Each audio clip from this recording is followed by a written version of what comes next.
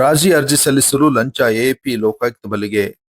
July 17 ನ್ಯಾಯಾಲಯದಲ್ಲಿ ರಾಜಿ ಅರ್ಜಿ ಸಲ್ಲಿಸುವ ಸಂಬಂಧ 10,000 ಲಂಚ ಪಡೆಯುತ್ತಿದ್ದ ವೇಳೆ ಕಲಬುರಗಿ 5ನೇ ಜೆಎಂಎಫ್ಸಿ ನ್ಯಾಯಾಲಯದ ಹೆಚ್ಚುವರಿ ಸರ್ಕಾರಿ ಅಭಿಯೋಜಕ ಎಎಪಿ ಸಂತೋಷ್ ಕುಮಾರ್ ಲೋಖಂಡೆ ಅವರನ್ನು ಕರ್ನಾಟಕ ಲೋಕಾಯುಕ್ತ ಪೊಲೀಸರು ಶುಕ್ರವಾರ ಬಲೆಗೆ ಬೀಳಿಸಿ ಬಂಧಿಸಿದ್ದಾರೆ.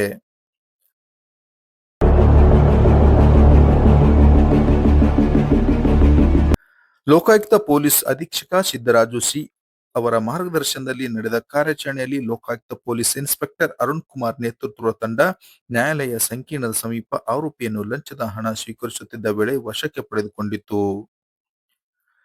ದೂರುದಾರ ರಾಹುಲ್ ಹೈದರಾಬಾದ್ ಅವರು ನೀಡಿದ ದೂರಿನ ಮೇರೆಗೆ ಈ ಕಾರ್ಯಾಚರಣೆ ನಡೆಸಲಾಗಿದೆ. ನ್ಯಾಯಾಲಯಕ್ಕೆ ರಾಜಿ ಅರ್ಜಿ ಸಲ್ಲಿಸುವ ಕೆಲಸ ಬಾಕಿ ಇರುವುದಾಗಿ ಹೇಳಿ ಆರೋಪಿ 10,000 ನಗದು ಜೊತೆಗೆ 9 ಸೀರೆಗಳು, 4 ಶರ್ಟ್ಗಳು, 4 ಜೀನ್ಸ್ ಪ್ಯಾಂಟ್ಗಳು, 1 ಜೋಡಿ ಶೂ, 4 ಮಹಿಳೆಯರ ಉಡುಪುಗಳು ಹಾಗೂ 6 ಜೋಡಿ ಮಹಿಳೆಯರ ಚಪ್ಪಲಿಗಳನ್ನು ಬೇಡಿಕೆ ಇಟ್ಟಿದ್ದಾನೆ ಎಂದು ದೂರಿನಲ್ಲಿ ಆರೋಪಿಸಲಾಗಿದೆ. ದೂರಿನ ಆಧಾರದ ಮೇಲೆ ಪ್ರಕರಣ ದಾಖಲಿಸಿಕೊಂಡು ಲೋಕಾಯುಕ್ತ ಅಧಿಕಾರಿಗಳು ಬಲೆ ಬೀಸಿ 10,000 ಲಂಚ ಸ್ವೀಕರಿಸುವ ವೇಳೆ ಆರೋಪಿಯನ್ನು ರೆಡ್ ಹ್ಯಾಂಡ್ ಆಗಿ ಹಿಡಿದು ಬಂಧಿಸಿದರು.